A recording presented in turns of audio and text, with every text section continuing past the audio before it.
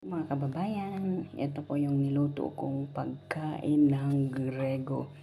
Yung vegetable stock, bell pepper at saka bell pepper pala pepper. Bell pepper at saka kamatis na nilagyan ng minced meat at saka bigas sa loob. Actually, yung pagluto sa kanila ng ganito, lulutuin mo po muna yan. Bago mo po yan siya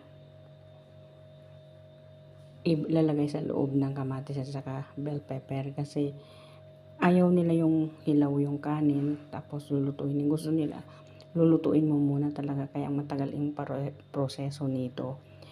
Hindi ko lang po alam kung ano yung tawag nila sa Grego, pero alam ko siyang lutuin. Hindi ko alam kung ano. Yung puti na yan patatas po yan, mga kababayan ko. Magluto-luto din tayo pag may time, 'di ba? So